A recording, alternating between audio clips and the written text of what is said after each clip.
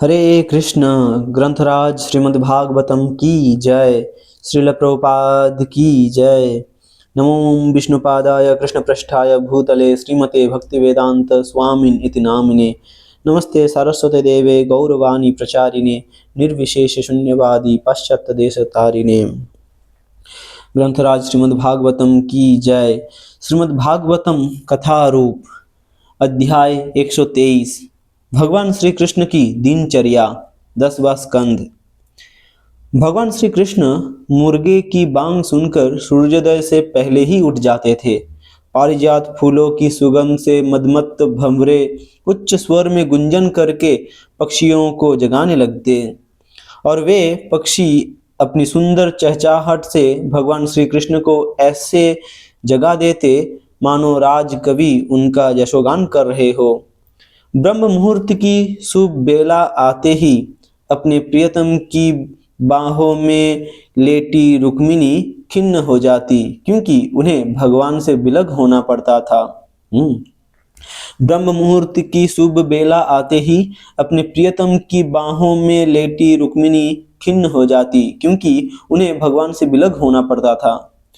सबसे पहले श्री कृष्ण अपने हाथ पैर और मुख धोते और स्वयं अपने ऊपर ध्यान मग्न हो जाते।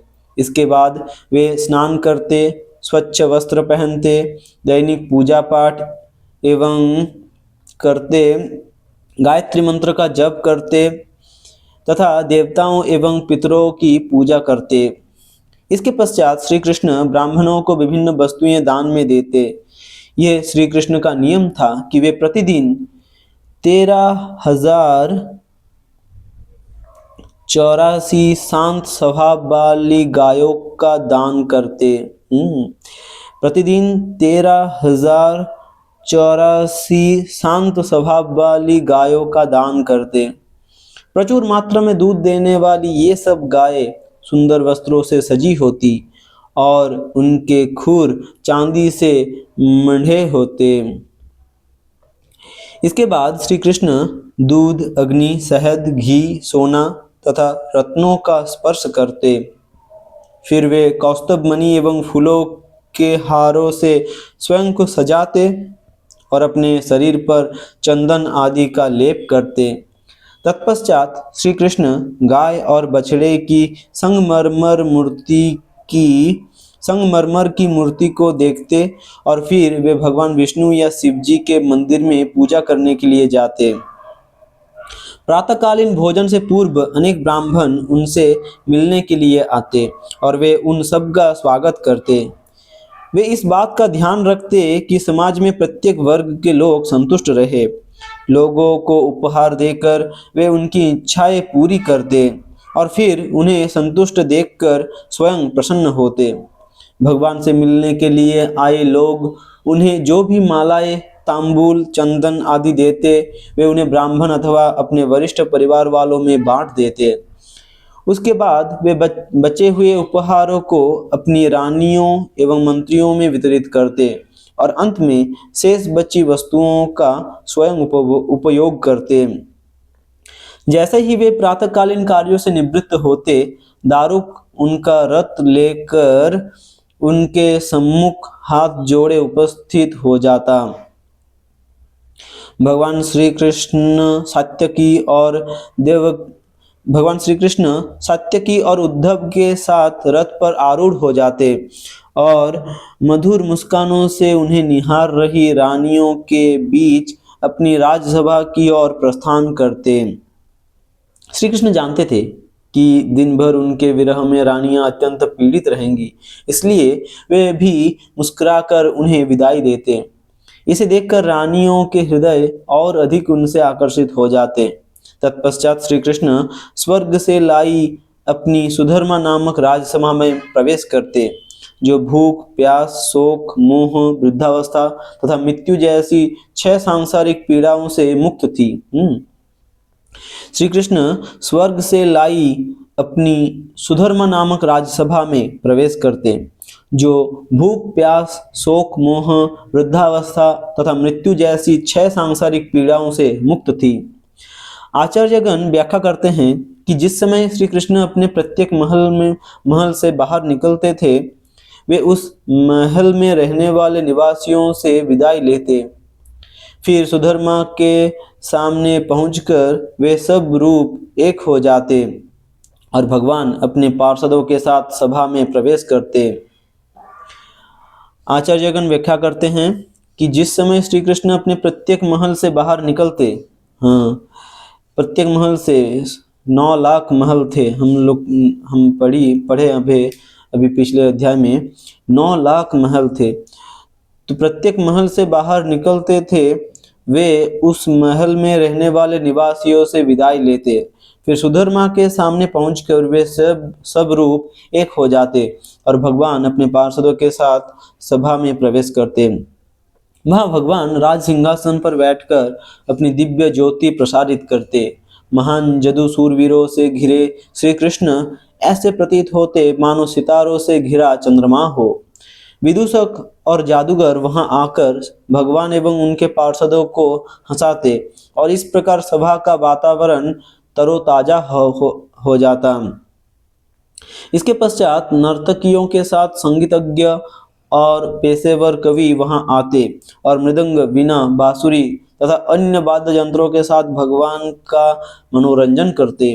कई बार सभा में ब्राह्मण भी आते और वे सभा के सम्मुख वैदिक मंत्रों का उच्चारण तथा इतिहास में हुए महान राजाओं की गाथाएं सुनाते। एक दिन द्वारका में एक अनजान व्यक्ति आया और श्री कृष्ण की अनुमति से उसे सभा में लाया गया। आते ही उसने श्री कृष्ण को प्रणाम किया और उन 20,000 राजाओं का संदेश सुनाया जिन्हें जरासंध ने समर्पण न करने के कारण बंदी बना लिया गया था। 20,000 राजाओं का संदेश सुनाया जिन्हें जरासंध ने समर्पण न करने के कारण बंदी बना लिया गया था। अपने संदेश में उन्होंने लिखा, हे श्री कृष्ण, आप अपने शरणागतों को समस्त भय से मुक्त करते हैं। फिर आपके साम्राज्य में ये कैसे संभव है कि जरासंध जैसा दुष्ट हमें कैद रखकर इतनी यातनाएं दे रहा है?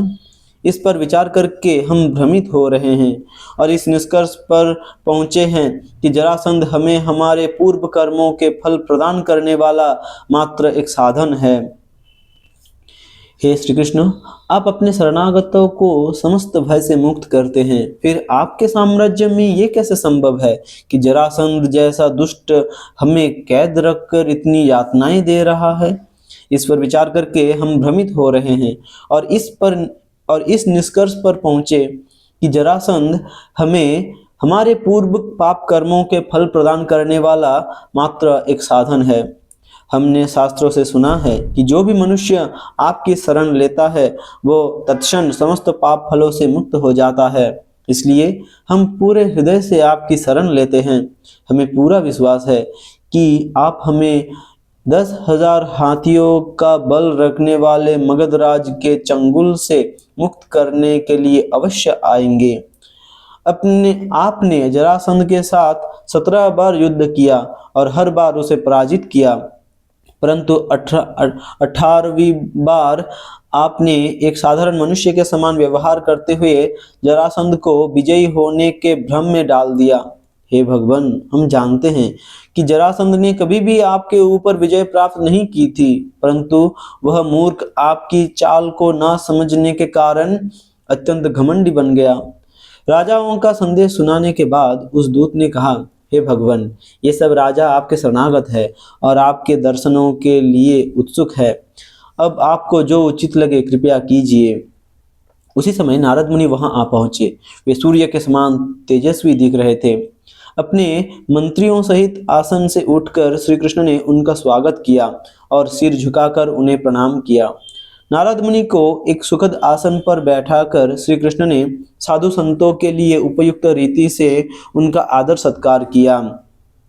तब भगवान ने कहा, क्योंकि आप संपूर्ण ब्रह्मांड में भ्रमण करते हैं, इसलिए आपसे हमें सब समाचार प्राप्त हो जाते हैं। कृपया बताइए कि पांडव कैसे हैं और वे क्या योजनाएं बना रहे हैं।